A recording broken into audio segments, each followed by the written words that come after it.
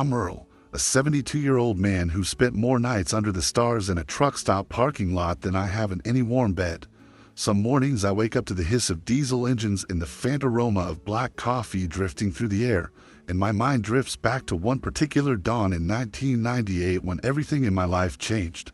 Back then I was 45, hauling a load through Nebraska when I first felt that hollow pit in my gut. It wasn't the miles or the cold wind that got to me, but the memory of a face I thought I knew, and a place I called home.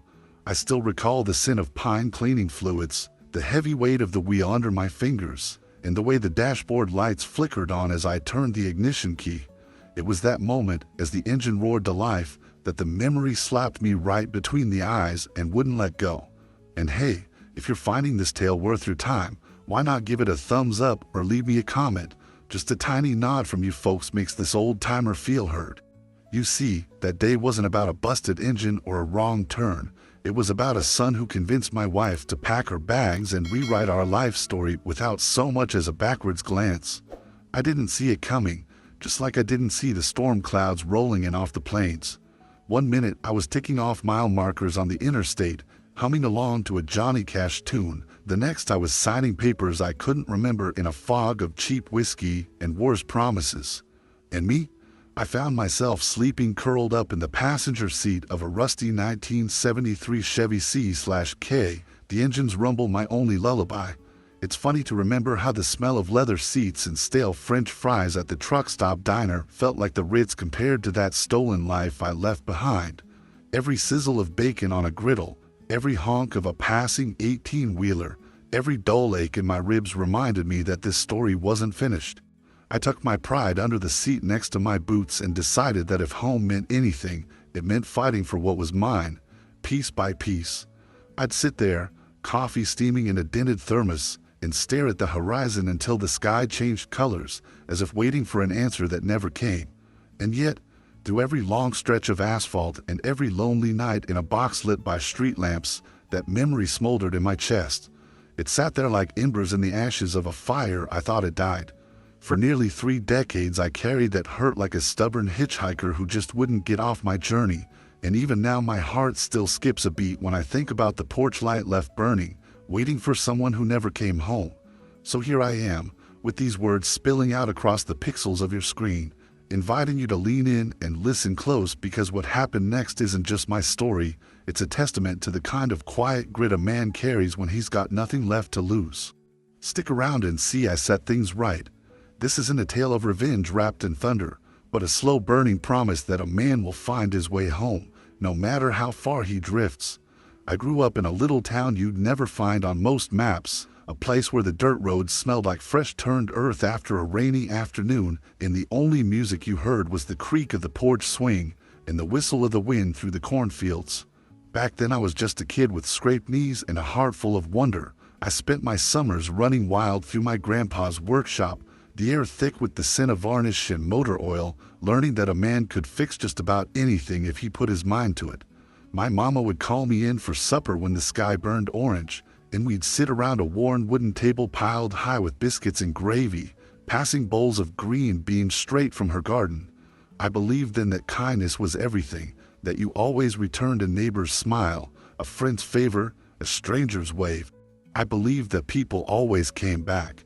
Life moved at the pace of the seasons, planting in spring, growing in summer, harvesting in fall, hunkering down for winter. Sunday afternoons were for church potlucks and long walks to the fishing pond, where my dad taught me the patience it takes to untangle more than just fishing line. I dreamed of adventure, of rolling highways and distant cities, but I never imagined that one day adventure might mean sleeping under a canvas of stars in the cab of a truck rather than chasing a sunset on a 2-lane highway. As I grew, I found work in my uncle's garage, swapping greasy rags for paychecks and learning that pride comes from honest labor. That's where I met her, my sweetheart, leaning against a Chevy just like the one I'd fantasized about owning, her laughter as bright as a new penny and her eyes softer than a morning sky. We married under a canopy of oaks, my uniform pressed and her dress simple, and we built a house with our own hands, hammering nails to the rhythm of hope. Back then, I believed life would always stay steady like the hum of an idling engine, that our little world would never stray too far from the road we paved together. I believed that kindness paid off, that favors were repaid, and that home was a place where your name was carved on the door and your memory lingered in every room. I never pictured betrayal, never saw the cracks forming beneath those floorboards, didn't dream that the people I trusted would turn on me, that the woman beside me and the boy I'd raised would think they could rewrite our story. But the world has a way of surprising you, and the lessons you learn as a kid by that pond don't always hold when the rain turns to ice. Still, those early days taught me something essential. A man's worth isn't measured by the metal in his hands or the walls around him, but by the strength of his spirit and the warmth in his heart. And though the years have carved lines into my face and the road has left its mark on my bones, I carry those lessons with me wherever I go. I carry the smell of varnish and biscuits and diesel exhaust, the taste of cold coffee at sunrise, the memory of my mama's gentle voice telling me to be good and be kind. It's that belief that people always come back that's kept me moving forward, even when every mile felt like a goodbye, and even now, as I look back on where it all began, I know that seed of hope planted in a child's heart is what made me fight to find my way home again. I wasn't looking for anything more the day she rolled into my life, and yet there she was, a stranger's laughter drifting across the gas station forecourt like a breeze carrying the scent of honeysuckle. I'd stopped to fill up the Chevy's tank and stretch my legs after 6 hours behind the wheel, my bones aching from the hum of the road, when I noticed her leaning on the pump next to mine. She wore a faded denim jacket, sleeves pushed up to her elbows, and her hair was the color of autumn wheat, catching the sun in soft waves. In that moment, my heart did something I didn't expect. It skipped a beat, as if the engine of my own chest had sputtered and stalled. I couldn't explain it then, why a woman I'd never met made me feel lighter, more alive, only that I stepped out of the truck on legs that felt suddenly unsteady. Her name was Linda, though I didn't learn that until later. All I knew was her smile. It was honest and a little shy, like she didn't reckon on being noticed by someone like me, an old man in a dusty cap and grease-stained overalls. She asked if I could help her get the hood open. Her own ride was bulky at best, and I tasted the surprise in her voice when I popped the latch with one practiced twist of my wrist. Under the hood, the engine was a tangle of hoses and wires that looked more like spaghetti than machinery, and I realized right then that this wasn't just a quick fix. But seeing her watch me work, curiosity bright in her eyes, I felt that same spark of purpose a young man might feel when facing a challenge for the first time. Something in me stirred, a long-buried pride that said, I can set this right. Once I'd tightened a loose clamp and given the engine a tentative turn with the starter, it coughed back to life, and her face lit up like the 4th of July. Thank you, she said, voice soft as dusk. I don't know what I'd have done without you. It wasn't just gratitude I felt, but a stirring of something deeper, connection, hope, the sudden realization that life's greatest moments often arrive unannounced. We sat on the tailgate of my Chevy and drank steaming coffee from a battered thermos, talking about everything and nothing, her dreams of going back to school, my regrets about the miles I'd let slip by with no one by my side. Every laugh line on her face told a story, and every gray streak in mine spoke of roads traveled and battles won. When she pulled away that afternoon, waving like an old friend, I felt as though I'd been handed a spark in the dead of winter, something fragile and bright that might guide me through darker times. That chance meeting didn't rewrite my past, but it opened a new chapter, one where I remembered that even after years of loneliness, people still had the power to change your world. And though I didn't know it yet, that spark would grow into the resolve I needed when the real storm hit years later, when betrayal tore through my life like a hailstorm on an open highway. But in that quiet moment by the pumps, I learned that hope has a way of catching you off guard, that a stranger with a warm smile can remind you of who you were before the hard miles took their toll. I tucked her memory into my heart alongside the hum of the engine and the taste of black coffee. Every time I felt lost on the road, I'd call it back, reminding myself that the world still held kindness, still held surprises worth chasing. When that first winter settled in like a pack of wolves on my heels, I didn't yet fully grasp how far I'd fallen from the man I used to be. It started the very night I found myself locked out of the house I'd built with my own 2 hands, the same home where I'd imagined growing old with the woman I loved, the same walls that bore witness to every laugh and every tear of my life. I pushed my Chevy C/K close to the back porch, hoping the engine's warmth would be enough to keep the teeth of frost from gnawing at my bones. But as the temperature dipped below freezing, the truck's cabin turned into a steel coffin that rattled with every breath I drew and every shiver that ran down my spine. I remember staring out at the distant glow of the porch light, once my beacon of comfort, and feeling a rage so deep I thought it might tear me in two. Yet even more powerful than that fury was the shame pooling heavy in my chest, the shame of being a veteran who'd served his country and still ended up sleeping in a cab guarded by nothing but a sun visor and a torn blanket. The first morning I woke with frost on the windows, I dared to hope my son or my wife might come looking for me, but they never did. Neighbors who had once waved when I passed by on my way to the post office now crossed to the other side of the street, averting their eyes like I was the dying embers of some scandal no one wanted to speak of. I tried asking at the diner for a cup of coffee, but the waitress slipped me a wary glance and told me they were cash only until noon, even though I knew she recognized me under my cap. Each no felt like another mile I'd been pushed from the road home, and with every rejection the knot in my gut tightened, turning my breath ragged and my thoughts dark. At night I'd replay the moment I signed those papers in my mind, the haze of cheap whiskey and sharper lies clouding my judgment, and I'd ask myself again and again how a man could be so blind, how he could lose everything to the person he trusted most. There was no shoulder to cry on, no friendly stranger to offer shelter, just an endless stretch of highway and the occasional sound of distant laughter from families gathering in homes that felt alien to me now. My hands, once steady from years of turning wrenches, trembled as I tightened a bolt or sipped lukewarm coffee from a dented thermos, and I started to doubt whether I had the grit left to see this through. Each morning I pressed a hand to my chest, feeling the slow drum of my heart and wondering if that beat would keep me going or break me entirely. The dilemma haunted me. Should I accept this new life under the stars, scraping by on pennies and the goodwill of truck stop managers, or should I muster what little pride I had left and find a way to take back what was mine? Fear whispered in my ear that I wasn't the man I once was, that my body was failing, that my mind would crack under the weight of loneliness. Anger, on the other hand, roared like a freight train, reminding me that the blood in my veins was still red and that there was nothing so cold a man couldn't face if he got the will to do it. That tension between despair and defiance stretched me thin, but it also lit a fire under me that no blizzard or betrayal could extinguish. And so I kept breathing in the diesel-scented air each dawn, pushing down the shame long enough to remember who I was, a man who believed that home was more than a roof or a title, that it was a promise worth fighting for, no matter how icy the road became. I remember the day everything changed as though time itself had frozen.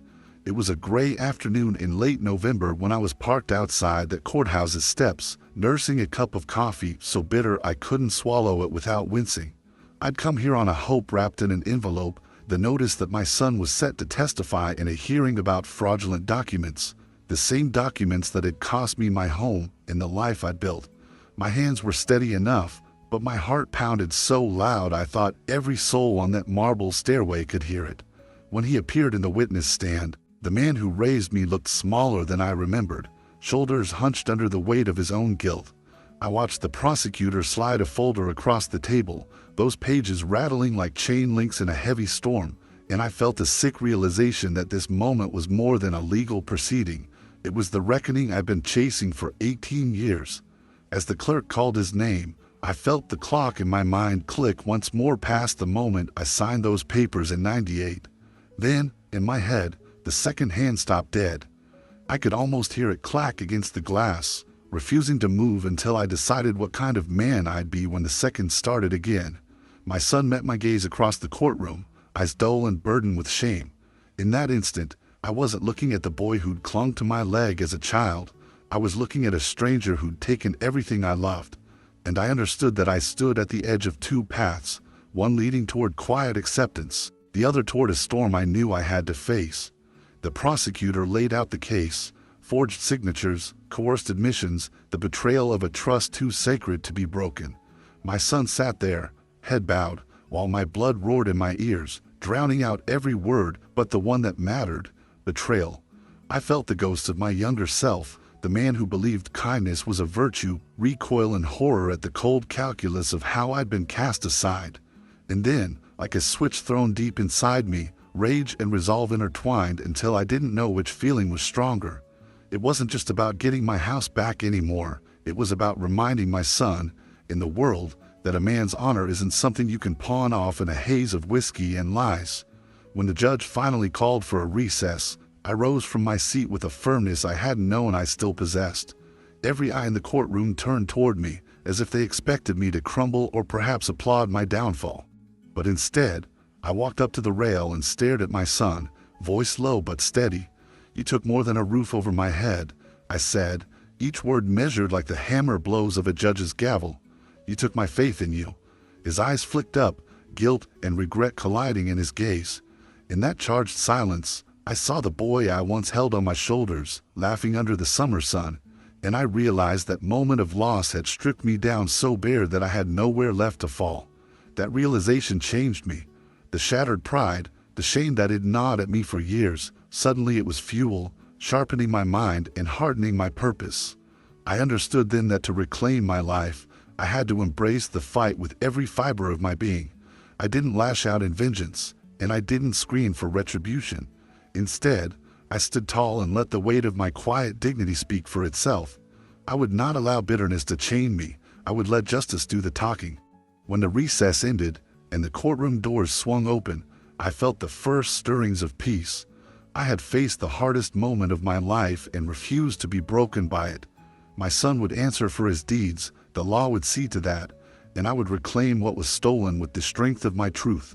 The clock in my head began to tick again, but this time it measured the seconds of my resolve, counting down to the day I would walk back through my front door, no longer as a displaced wanderer, but as a man who had taken back his life, one steadfast heartbeat at a time. I returned to that empty house the day after the verdict, walking through the threshold like a ghost stepping back into a world it barely recognized. The rooms were cavernous and cold, the air smelling faintly of dust and lost laughter, as if the walls themselves had sighed and settled into the silence I brought with me. In the days that followed, I found myself drifting through each moment like a leaf on the wind, untethered and uncertain where to find solid ground. My hands, once so sure when they gripped a steering wheel or turned a wrench, now trembled at the simple task of making coffee, and I wondered if the man who emerged from that courtroom was even the same Earl who'd climbed into his Chevy those 18 years ago. The truck, too, sat in the driveway like an old companion rendered obsolete, its battered chassis reminding me of every mile I'd logged in search of justice, only to discover that the end of the road wasn't a destination so much as an empty stretch of asphalt where you had to decide what came next. I spent long hours wandering the property, touching the faded paint of the porch rail, listening for echoes of my family's voices that would never return, and wrestling with a hollowness that seeped into my bones. Faith felt fragile, then faith in myself, faith in the integrity of promises, faith in the idea that kindness and honor would always prevail. I believed people came back, that bridges could be rebuilt, but now I saw how easily a lifetime of trust could erode, leaving behind nothing but fragments that cut like broken glass. Nights were the hardest, darkness crept through the windows, and I'd sit in the rocking chair by the hearth, no fire lit, staring into the flickering glow of streetlights beyond the glass. I remembered the laughter of my wife, the proud grin of my son, and I felt a deep, aching loss, not just for them, but for the version of myself who once slept soundly, unburdened by betrayal and doubt. Some mornings I woke with tears I couldn't name, settling on my cheeks like dew on a frost-bitten morning, and I questioned whether I had the strength to fill those empty rooms with anything more than memories. Yet in that stillness, I discovered a quiet resolve that surprised me. If everything I'd built could be taken away, then perhaps I had the freedom to rebuild something truer to who I'd become after those long years on the road. So I began small, planting a few bulbs in the flower bed my wife once tended, hanging a single photograph on a bare wall, talking to the ghosts in my head until their silence gave way to new thoughts. I taught myself to trust my own heart again, to believe that a man could endure profound loss and still find meaning in the shards. I reached out to old friends I'd neglected, sent letters to neighbors who'd once stood by my door, and listened as their voices welcomed me back, reminding me that the world still held pockets of compassion, even if it sometimes hid behind walls of indifference. My faith in people didn't return all at once. It was a slow warm-up, like coaxing a fire back to life from coal and ash. But with each small act, each seed sown, each phone call returned, each sunrise I watched from the porch instead of the truck bed, I felt the weight of emptiness lift, revealing a space I could choose to fill with new hope rather than old regrets. I wasn't the man I'd been before the storm hit, nor would I ever be, and in that I found a strange kind of peace. I realized that loss could carve out a place for growth, that silence could teach more than noise ever would, and that a second chance at living honestly was perhaps the greatest gift a man could ask for after losing everything he ever held dear. I woke one morning to the sound of birds chattering like old friends outside my window, and for the first time in weeks the sight didn't feel like salt in a wound, but more like a welcome home. I'd been sitting on my porch, staring out at the wilted garden we'd planted last spring, feeling the same weight in my chest that I'd carried since I walked back through that empty front door. But that dawn, as the sun crept over the horizon and painted the sky in hopeful shades of pink and gold, I felt a nudge in my heart, an itch I hadn't scratched in years, telling me the story wasn't over yet. I set down the dented thermos I'd brought out with me, the one that tasted of stale coffee and memories, and shuffled over to the garden bed where a single tulip bulb had poked its green sprout through the soil. It struck me then that something small could push you forward just as hard as something great. I bent down and pressed my fingers into the earth, half expecting the sprout to wither beneath my touch, but it trembled back like a promise, reminding me that life finds a way even through broken ground. That afternoon, I took a drive to the VFW hall downtown, a place I used to haunt when I first traded stories for a drink, long before betrayal made me turn my back on anything that felt like camaraderie. Inside, I found a young vet sitting alone at a table, nursing a soda and staring at his own haunted reflection in the window. I saw something familiar in the set of his shoulders, the way his hands curled around the glass like he was holding on for dear life. I slid into the seat opposite him and offered a nod, and before I knew it we were swapping war stories like old pals, the kind you only share when you figure the other fellow won't judge you for the things you've carried home in your brain. He told me he felt aimless since getting out of service, like the road ahead was just open highway with no landmarks. I leaned back, took a breath, and told him, "Son, the world owes you nothing, but it pays big dividends to a man who shows up ready to do the next right thing." His eyes lit up a fraction, and I felt the flicker of that purpose ignite in me, too, like a second wind sweeping through my veins. Before I left, I gave him my card, the one I'd printed with my name and volunteer mentor scrawled in shaky letters, and said, "Call me if you need to wrench on something, fix a truck, whatever."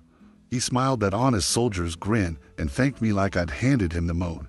That evening, I found myself back in the garden, kneeling in the cool dirt under a sky spangled with stars. I dug 2 new bulbs into the earth, feeling the texture of the soil slip through my fingers, and I realized I was planting chances as much as tulips. For the first time in a long while, I didn't feel like a man rebuilding from rubble. I felt like a man planting a future. The next morning, over coffee that tasted better than any I'd had in years, I drafted a flyer for a weekend workshop at the hall. Life skills for veterans, repair, rebuild, renew. My hand didn't shake, and my heart didn't pound. It beat steady, like an engine finally warmed up after a cold start. And when I pinned it to the corkboard, I felt a lightness I'd almost forgotten was possible. It wasn't fireworks or fanfare, it was a quiet promise that I'd give and receive help in equal measure, that I'd carve out a new path for myself and for others who'd walked the hard road. In that gentle unfolding of small acts, watering sprouts at dawn, talking to a young soldier at dusk, I found a cautious optimism taking root. The scars of my past hadn't vanished, nor would they, but they had stopped weighing me down. Instead, they reminded me of how far I'd come and how far I still could go, one tulip in one day at a time. I remember waking before dawn on that day, the sky still draped in the soft gray of early morning, and feeling a quiet stirring deep in my chest that told me the moment of reckoning had finally come. For years I'd carried the weight of my past like a chain around my ankle, dragging me backward every time I tried to move forward. I'd nursed my anger and my sorrow in the silence of empty rooms and the rumble of a truck engine, believing that justice alone would fill the hollowness inside me. But as I sat on the edge of my bed, the pale light of the sunrise creeping through the window, I realized that my real battle wasn't with my son or with the courts, it was with the part of me that refused to let go. I stood and walked outside to the old barn we'd repaired together after I returned home, its weathered boards creaking under my boots. In the corner lay the cardboard box I'd packed with keepsakes when I left that night in '98, a faded family photo, my daughter's tiny ballet shoes, the pistol I brought back from Vietnam. I'd never been able to look at them without feeling my gut twist into a knot, so I'd shoved them into that box and forgotten it in the darkness of those 18 years. On impulse, I dragged it onto the porch, knelt before it, and let my trembling hands undo the tape. I pulled out the photo first, the one where my wife and son and I were smiling against a summer sky, hair tousled by the wind, full of hopes I thought would last forever. I felt a single tear slide down my cheek as I traced the outline of our faces, and something inside me let go. I laid the picture face down in the grass and reached for the pistol, the cold metal reminding me of the fear I'd carried in silence all those years. I set it beside the photo and then lifted the ballet shoes, their soft leather cracked but still holding the imprint of tiny feet. I hugged them to my heart and whispered, "I forgive you," though I knew those shoes couldn't hear me. Then, taking a slow breath that plucked the weight from my lungs, I tipped my hand and watched as the morning breeze scattered the papers and the objects across the lawn, the photo spinning like a leaf, the pistol clattering on the boards, the shoes drifting in a final, gentle arc. In that moment, I felt a tremor of peace spread through me, a clearness I hadn't known since the day I first realized my home was gone. I understood that my past would always be a part of me, but it no longer had the power to trap me. I wiped my eyes on the sleeve of my shirt, the air tasting of dew and promise, and I thought, this is my choice, to live without the bitterness that once ruled my blood. I went back inside, made myself a cup of coffee, and sipped it slowly, savoring the warmth as it moved down my throat and warmed my bones. I looked at the empty space on my shelf where the box had stood and felt a lightness I never thought possible. From that day forward, I resolved to build something new on the foundation of what remained, my dignity, my memories of better times, and the strength I'd discovered in the fight to reclaim my life. I chose to open my door to mornings instead of walls, to let laughter fill the rooms instead of sorrow, to plant seeds of hope with every act of kindness I could muster. I chose to live without pretension, without regret, and simply to keep going. That silent confession, made under the stillness of dawn, washed over me like rain on dry earth, and for the first time in decades, I felt truly free. I look back on those 18 years as though they were a second childhood and a second labor all at once, years of sleeping in the cab of a truck, years of fighting for a home that felt like it had slipped through my fingers, years of nursing a wound so deep I thought it might never close. But what I've learned isn't about trucks or courtrooms or the sharp sting of betrayal. It's this: life doesn't hand you justice just because you believe you deserve it, and it doesn't hand you happiness just because you long for it. What it does offer is a canvas, blank as fresh snow at dawn, waiting for you to put in the work, to show up each day with a tool belt of hope and grit. I used to think that kindness was the currency of the world, that a good deed always returned to you in kind, like change in your pocket. But I've seen that kindness can be met with cruelty, that trust can be broken in an instant, and that sometimes you have to lean on your own backbone rather than another's promise. Still, I trade every mile I've driven, every chilly morning in a Walmart parking lot, for the lesson that strength isn't about how hard you hit back. It's about how you pick yourself up after you've been knocked down. I remember the day I dissolved the box of keepsakes into the morning breeze and felt that chain around my ankle fall away. It wasn't easy, and it didn't happen all at once. It took planting tulips beside a neighbor's fence and teaching a young vet how to tighten a lug nut. It took listening to the hum of cicadas in summer and letting the quiet of winter teach me to sit with my own thoughts. And through it all, I discovered that the most precious thing you can reclaim isn't a house or a piece of land, but your own sense of worth and agency. You learn that waiting for people to come back to you or for life to hand you what you think you're owed is a road that stretches into the horizon without end. You learn that the day you stop waiting is the day you start living. So if you're out there feeling stuck, waiting for an apology that'll never come, waiting for conditions to be perfect, waiting for the world to shift on its own. You might try standing up today and taking one small step instead. You might decide that forgiveness isn't a gift you give them, but a gift you give yourself, and that letting go of grudges makes room for new things to grow. You might find that when you stop defining yourself by what was taken away, you begin to see the possibilities that lie ahead, possibilities that could carry you farther than you ever dreamed. That's the truth I carry in my bones now. Life's worth isn't measured by the battles you win or the losses you suffer, but by the resilience of your spirit and the willingness to walk forward, even when the path is uncertain. And from where I stand on the porch of my reclaimed home with the scent of fresh coffee in the air and tulips nodding in the breeze, I'd say maybe it's time for you, too, to stop waiting and start living your own story. As I sit here in this old rocking chair on my porch, the breeze carrying the faint aroma of coffee and daffodils from the garden, I feel a deep warmth spreading through my chest as though the years of hardship have been melted into something gentle and true. You've traveled this road with me from that first restless sunrise in September of 1998 until this very moment when the morning light pours over the landscape like a promise. And I want you to know that this tale is not just a collection of memories tucked into dusty photo albums. It's a living testament to the ways our hearts learn, stumble, and rise again. I think of the long nights I spent sleeping in the driver's seat of my old Chevy under a canopy of stars, convinced that everything I loved was gone beyond repair. And then I remember the small seeds of hope, a single tulip pushing through frozen ground, the encouraging handshake of a young veteran, the sunrise after a particularly brutal winter that reminded me a man can rebuild his life with patience and resolve. And here we are today, sharing a moment that bridges my past and your present, because perhaps there's something in this story for each of us, a reminder that we all wrestle with loss and betrayal, that we all carry wounds unseen by the world, and that the choices we make in the silence between heartbreak and healing shape the rest of our days. So tell me, friend, do you believe that true love should find its way back to you, no matter how far it's drifted? I'm not asking for some grand declaration or a dramatic reunion. I'm simply curious if your heart, like mine, holds a space for a love that endures beyond mistakes and miles.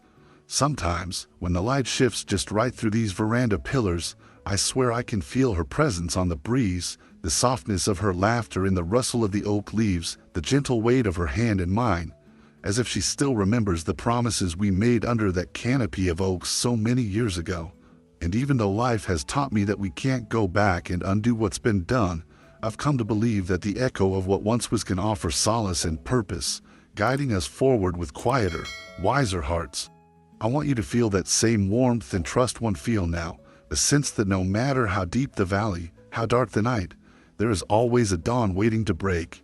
If you take one thing away from this journey, let it be this: our capacity to forgive, to release the past into the winds, and to stand tall in the present is what turns our toughest trials into stories of courage rather than curses of regret. And as you close your eyes tonight, I hope you ask yourself, where in your life could you open your hands and let go of bitterness, making room for new beginnings that may yet surprise you? This isn't just my story, it's a whisper of hope meant for all of us. I hope you carry it with you beyond this screen, letting it remind you that even in the echo of what's lost, there lies the promise of more to come. My door will always be open to the memories of yesterday, but my heart is set on the promise of tomorrow, and I warmly invite you to find your own journey from sorrow to strength. Thank you for listening, and take care of your heart. And sometimes, on a quiet afternoon like this, I think she still remembers.